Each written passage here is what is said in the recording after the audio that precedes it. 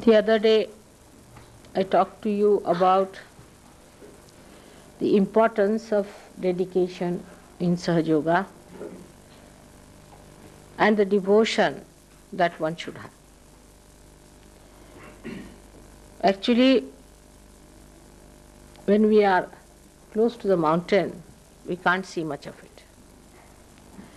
And that's why we don't realize the volume that is so close to us, the greatness that is facing us.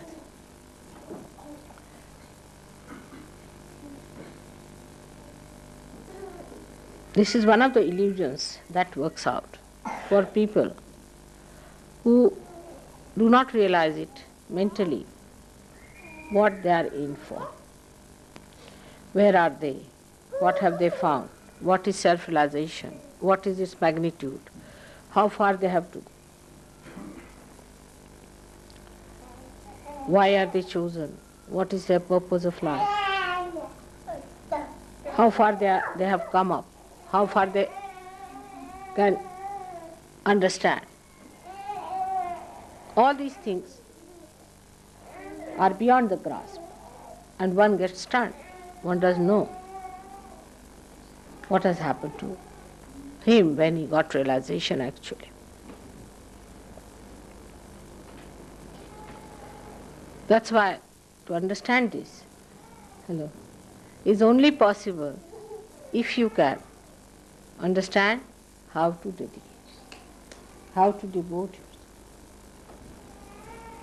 If you want to analyze anything on the basis of your rationality, you are too stunned.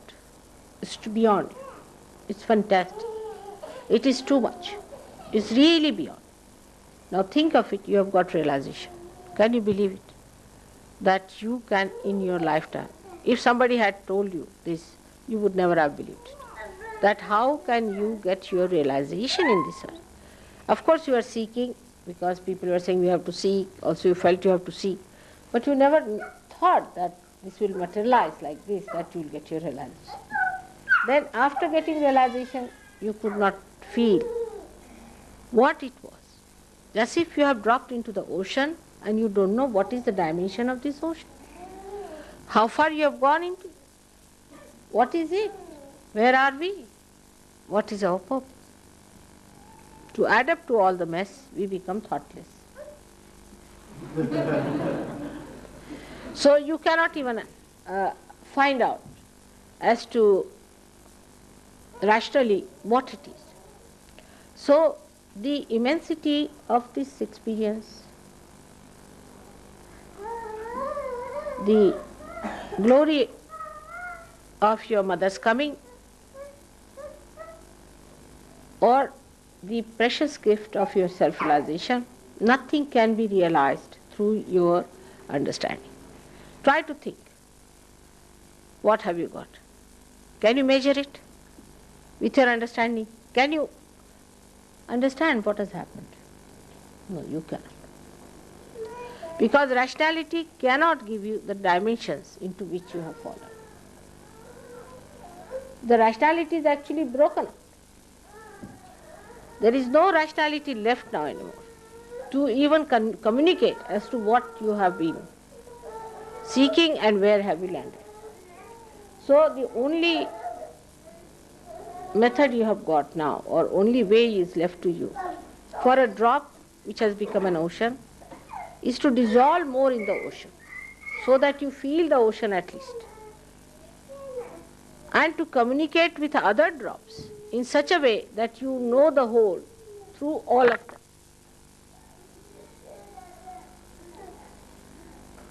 So first is a complete devotion. It is very important. In this incarnation only, it is so very important, because you have got realization. If you did not have realization, all right, murmuring souls, all right, half-baked people, all right, little bit misbehaving, all right. This can be forgiven, that can be forgiven. Everything is forgiven. To look at it, everybody thinks that mother is forgiving us. That's not the point. I am forgiving because of my own nature. But you do not take it for granted. You are harming yourself by accepting that forgiveness. If you all the time think, oh mother, you are so forgiving, please forgive me, you are already forgiven as it is. Once you call me mother, you are forgiven. But what's the advantage? You don't have any advantage of it. You are a loser. At this point, at least rationally, if you understand, then you will understand what is a devotion. So, in devotion of Sahaja Yoga, one has to realize that the things that are in Sahaja Yoga, that you have seen in Sahaja Yoga, are beyond your mind, first thing. Definitely they are beyond human conception. So on human level you do not discuss them and you do not talk about them. But on the collective level you can talk. And when you come to the collective level, then you have to understand that relationship with me is more established, better established, if you establish your relationships with others in a very collective and homogeneous way. As I told you, the drop becomes the ocean, and the drop has to become the ocean by dissolving all its dropness with other drops, and all the drops dropping their dropness become the ocean ultimately.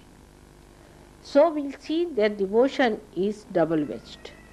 One is to each other and one is to your mother.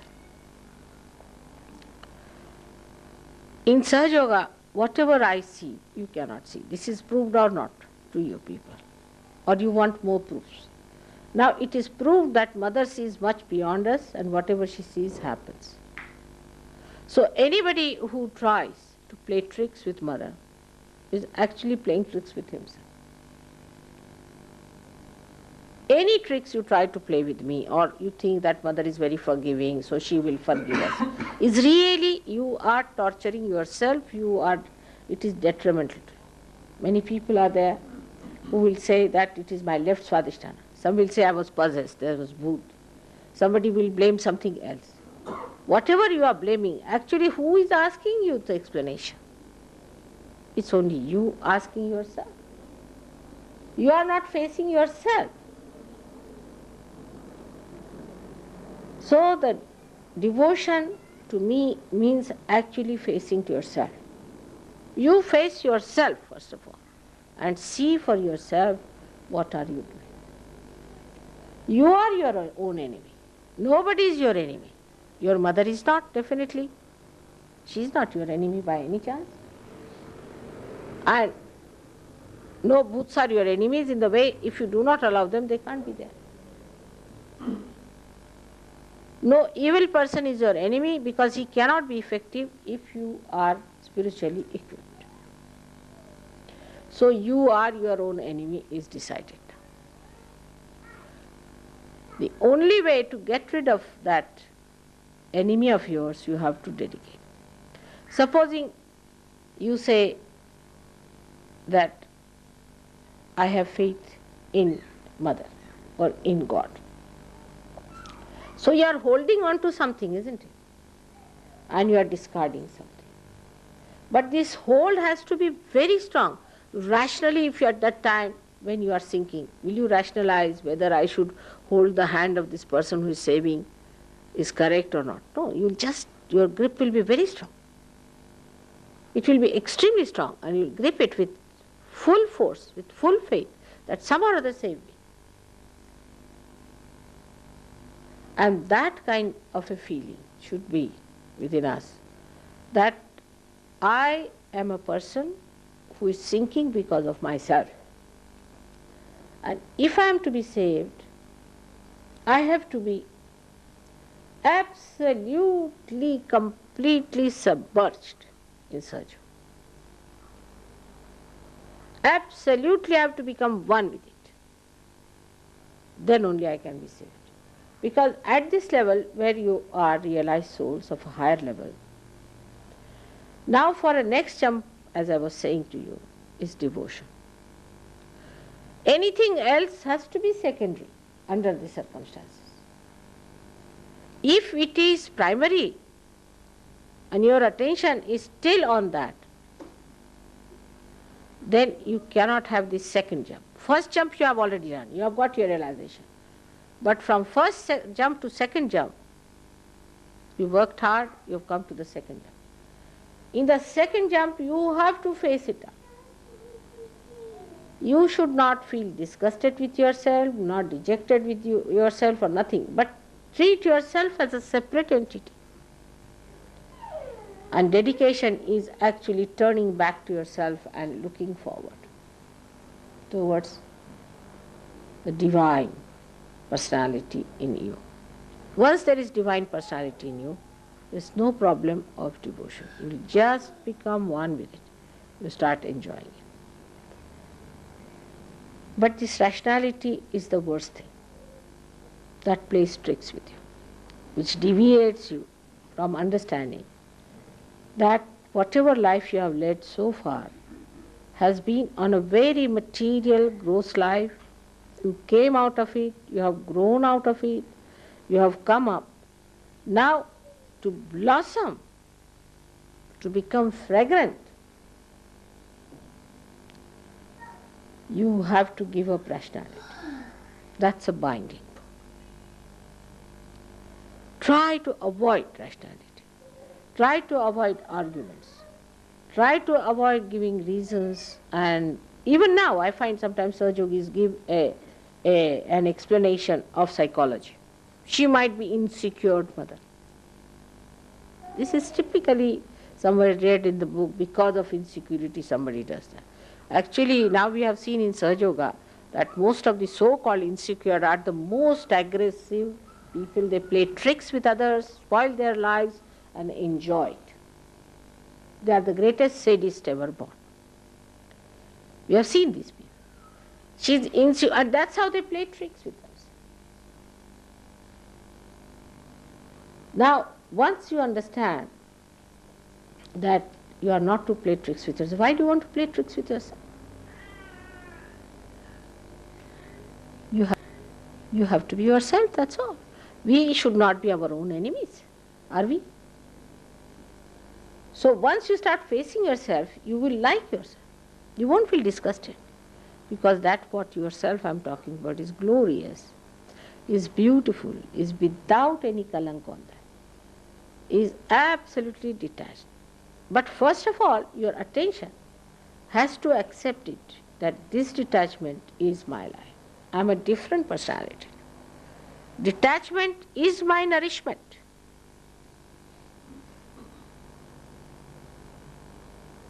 Detach yourself.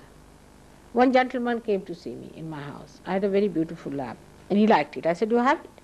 He was so amazed. See? His wife telephoned to me, "How could it be? How could you give away such a nice lamp?" I said, "What's that?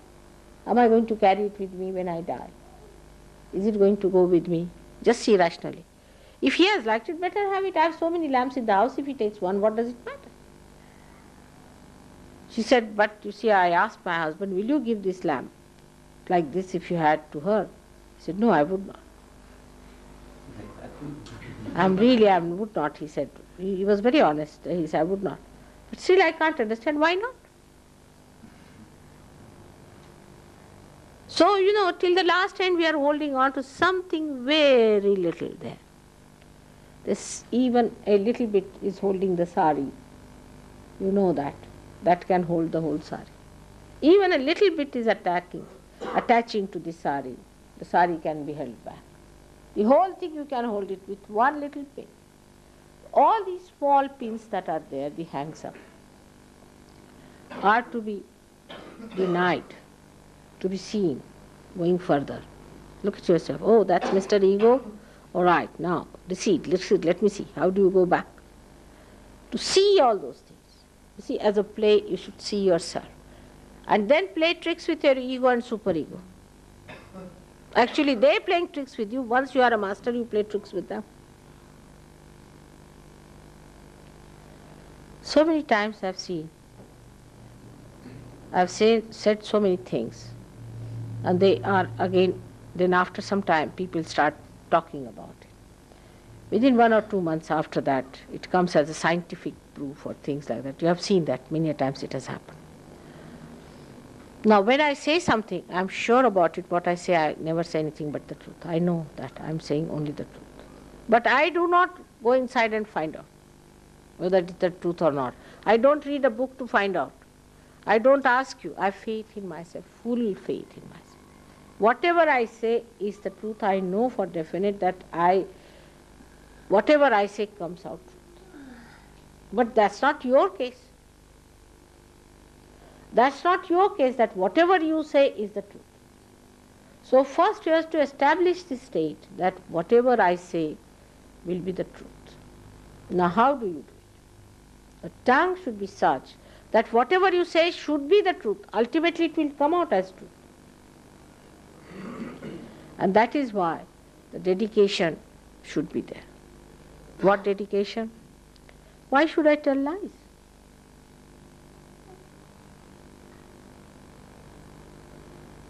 There is no need to tell lies. Even if I tell lies, it will come truth. In my case, so-called lies. They are never lies. If I say to somebody, he is a bad man, apparently to your mother, he is such a fine man. How can you say such a thing about him? We had one Mr. Michael like that. Oh, he is such a loving person, mother. Somebody said, mother, are you jealous of him? Up to that extent, you know. But when he showed his real teeth, you see, then people... So, to develop that kind of understanding about the truth, first of all, you should absolutely fix yourself on the truth. And the truth is that you are the instrument of God, that you have got realization, that you have got a special awareness which people do not have. Stand on that and proclaim it. You are not to be afraid of it. You have got realization, no doubt. You have felt it. Say it, I have got realization, nothing doing, I know I am realized. Form on that. In this expression of truth, you have to be like the light. The light asserts. It not only asserts, but it shows others also that it shines. It shows others that I am the light, that you walk in my light. And if you don't try to do it, I may burn you. So they have that, what you call that, I don't know what's the word in Tejasvita. Tejas. Sharpness. Sharpness of light. That Tejasvita is there, that sharpness of light. That is the proof of your truth. You are not afraid of any prime minister or any minister or any king or anyone. But this is the fact. That's the thing. I know I am a realized soul. I am the truth. If you say I am the truth, whatever you will say will be the truth. No doubt about it. Whatever you will do will be the truth. But say I am the truth. But for that, a real purification is needed about facing yourself fully in dedication. Means you are holding on to your mother. You are holding on to Sahaja Yoga. You are holding on to that truth which you have found out. And here you are facing others. Without that you cannot do it. Your source is that. You are standing on the truth. And that is such a power, such a strength. All of them, if you see, Christ had that power, Muhammad had that power, all these great people had that power. To say the truth with full courage, with that assertion that people will accept it. And they would suffer even for that. They wouldn't mind. But whatever is the truth has to be said. That's the first point, what should know about dedication, that you are dedicated fully, that you are not afraid of anyone. You are not worried about your losses. Some people have lost their heads also, completely cut their heads. People have tortured them. Some people have been taken away all their money, have been tortured in every way. But they thought this was the truth, they stood by it. Some of them were stupid fools, they stood for something that was not truth. They did, but now you know that you are standing on the truth, and for that you should be willing to sacrifice anything, so-called sacrifice, because you are not sacrificing the truth. What you are sacrificing is untruth. For that you require people of strength and courage, and not these half-baked people. You see, the morning till evening asking for forgiveness from mother. What is it? What is there to ask for forgiveness? Because I am forgiving you every moment. But what are you doing to yourself? What sort of a person you are? You think about it, that you have to stand on the truth. For that, you have to be a strong, courageous person with that sharpness, that tejasvita within you, of the light, of the beacon. But at the same time, you have to have complete dedication. Supposing there is no oil in this, it will all go off. It has to have oil. It will go off. So the dedication part is the oil in you, is the attachment, complete attachment to your source. That's the dedication. But that dedication should not give you any other ideas but of a light which shines, which corrects others, guides the path of other people. If that is not so, then the source that you are tapping is not coming to you fully, and that your light is not burning properly. So, into dedication when you go, you must not think that it is any surrendering, the so-called surrendering, that you become like a cabbage. That's the idea people have, that you become like cabbage. But you become dynamic. You become real power. Not of destruction, but of construction. I mean, for destruction you don't need much power. Only for construction you need power. For destruction, how much do you need? Very little. You can destroy the whole thing in no time. But for the construction, you really require great power. And that power, sustained power, flowing power, has to be there. For that, dedication is needed.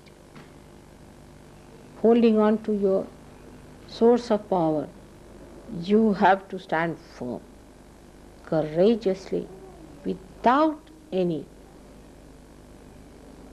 fear.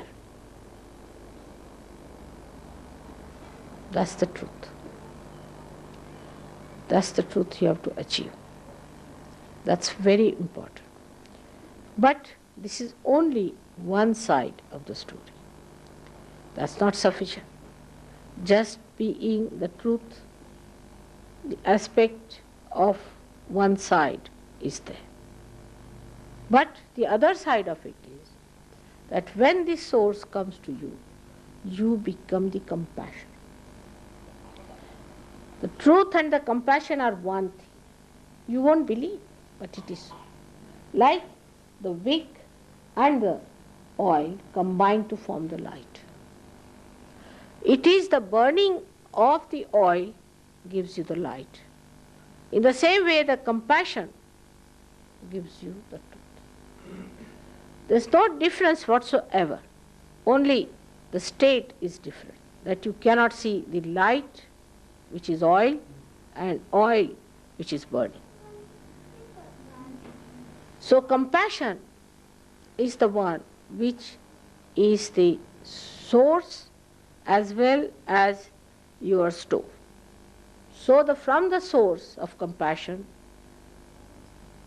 you get your compassion. You see, I have seen people, they want to have compassion from me. They want that I should love them. But reflect it back. Do they love others like that? I have known people, they have, say for one person says harsh things to others. One comes and asks me, Mother, forgive me for that. Or does something harsh just for the whim of the mind. Mother, forgive me. But when you ask for that, I would like to know, have you given compassion to another person? Even after getting forgiveness from me, that source of forgiveness, that source of compassion, have you given compassion to others? Have you been compassionate to others? You see, it should not be one-sided. If you are taking the advantage of my compassion, it should not be one-sided, that you use it for your own benefit and forget about it. Then you will never grow. You will never grow. If you have to grow, then you must store that compassion within you. Whatever compassion I have given you, love I have given you, you must store that within you. And give that back to others. Otherwise, you will be finished. You will be nowhere. It's the growth which is sustained only, not only by sucking from one side, but by giving to others. Otherwise, you will be stagnated. There has to be outflow. But that is a very hard thing, because people are very good at taking compassion from others. Or even if they are compassionate, they will be mostly compassionate to people who are, say, in, say, Vietnam, not in the ashram.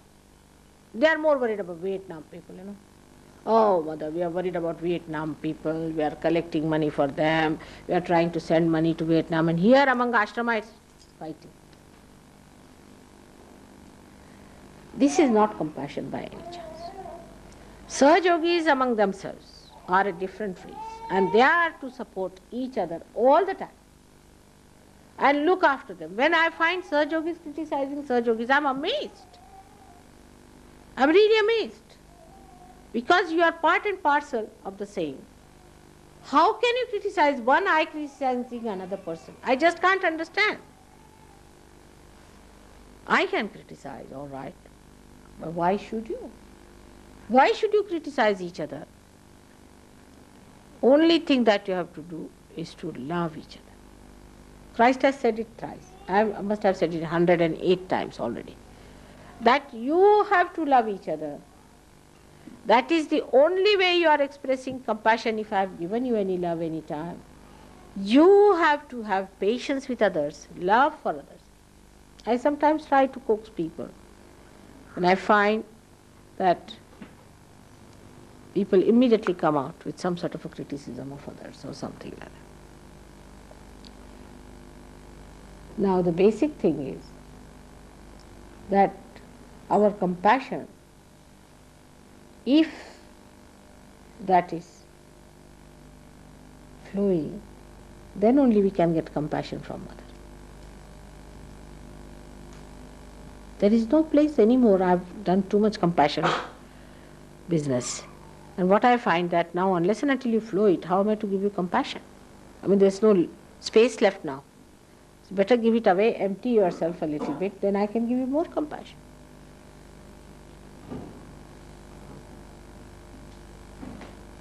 It's simple business. In this respect, one has to understand that the source cannot flow unless and until it expands the flow of it. Like the river Thames. We went to see the river Thames, the place from where it starts. It's a small little stream from 7 streams, very little, we can say trickling down. It has become a river Thames. Supposing it does not widens, that will stop at the beginning only. It cannot come out. It cannot flow. It's not because it is angry or upset or anything like that, but by the nature of its flow, only it cannot flow. What to do? So that is what it is. That one has to give compassion to others. It should not be formal compassion or affected one, but should be a natural one, very natural, spontaneous, feeling from within. It's not an expression of your ego or superego or over sentimentality. but is a kind of a understanding that he is a Sahajogi, you are a Sahajogi, you are brothers. Not the way the brothers have been, but a different type of brothers who are spiritual brothers. You are spiritual people. So this compassion has to be there, and unless and until you develop that compassionate, fatherly or motherly feelings for others. I mean, I am a mother of a person who is about 108 years of age. You have to really mother others and have that feeling of compassion and love for others. You don't have to think about your own comfort. You don't have to think about your own advantages, but you have to think about the comfort of others. You have to think what you can do to make others comfortable than to see what will make you comfortable. So this flow of compassion, when it starts, you see, the dedication is complete. Because whatever we got from you, Mother, we are giving it to others. That's the dedication. So the flow of dedication is not one-sided. It is double-sided. You stick on to something, you get connected with something, to get something out of it, and you give it to others. And ultimately that reaches the collective being, means it reaches the source. It is in this light we have to understand. Exclusiveness, oh, we should now marry, we should have separate place, we should live separately. It's all right. You must have little privacy as a married people. I am not saying that.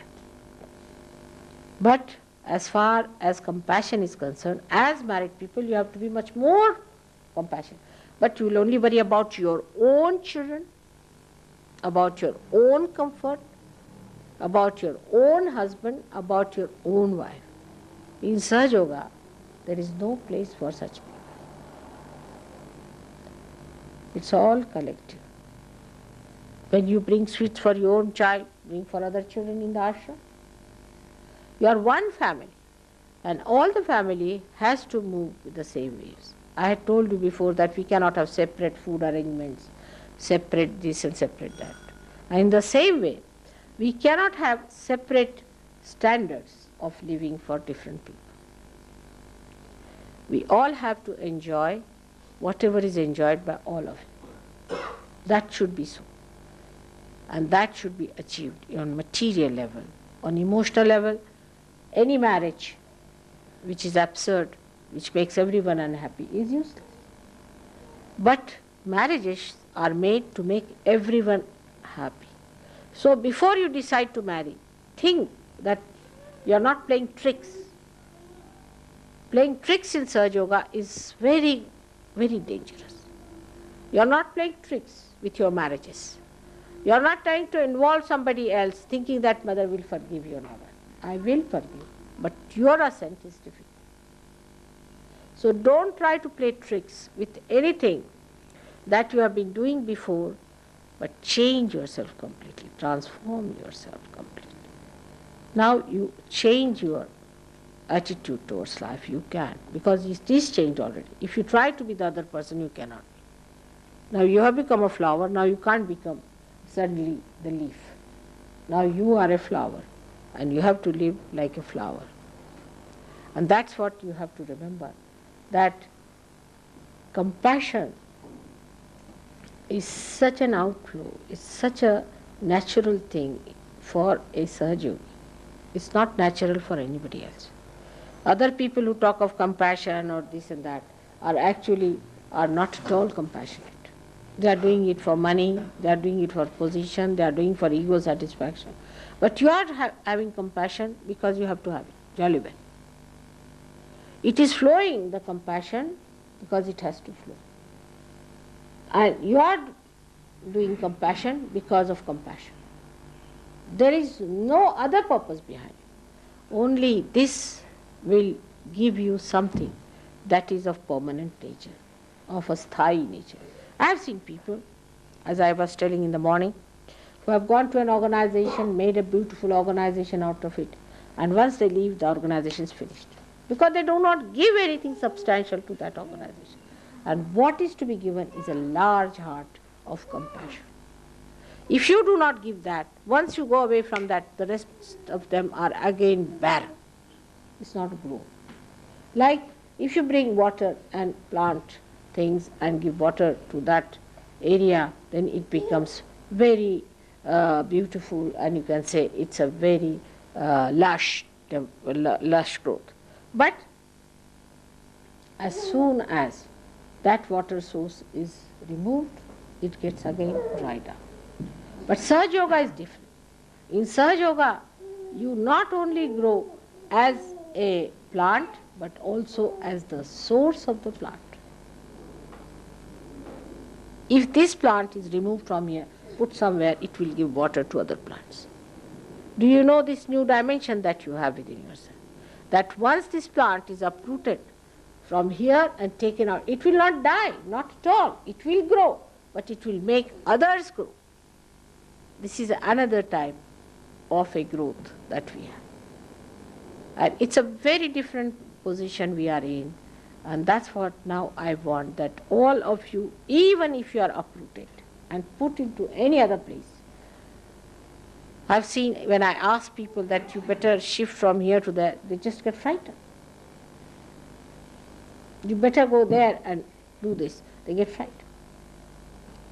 You are a plant which can not only go and prosper in any place, but you will give the necessary nourishment to other plants. That's what you are. So do not stick on to one place. If you stick on, then think there must be something wrong with the place. Like a glue, if you are sticking to one place, it's very dangerous. And be sure that you must turn away from such a place which glues you. That doesn't mean that as people are here, they never stay in the house, all the time running out. It doesn't mean. Again, I have to strike that point. Because otherwise the people are here, are all the time running away from their houses. That's not the point. The point is that you should not be glued to anything and not afraid of leaving any place, because now you are Sahajogis. You have joined the ocean, and ocean can take you anywhere. So just prepare yourself to move into any place, because you have to take this compassion everywhere and to prosper the kingdom of God, you have to serve Him. And this service only possible if you know that you are here for a very great universal task, not only for England, for India or for America, but you are here for a global task which is the epitome of our evolution. This is the highest thing we have to do for our creation and for our Creator. And you are chosen for that. So don't divert your attention to anything that is not fulfilling your own manifestation. Discard all that. Don't waste your energy. And your manifestation is your compassion, your love. But still it should not remain rational. Whatever I have said to you is just to put you into a condition where you start sucking the vibrations as well as giving the vibrations. It is an action which is a happening that should take place within you. It's not rationality, it's not thinking about it. Only by saying these things I really stun your thinking. You should allow this to happen to you just with the vibratory awareness. You should judge yourself. Am I the one who is giving vibrations to others? Am I the one who has stored these vibrations, or am I getting ruined? All this will give you a great meaning and an employment, as I said, employed by God. If you have any questions, ask me.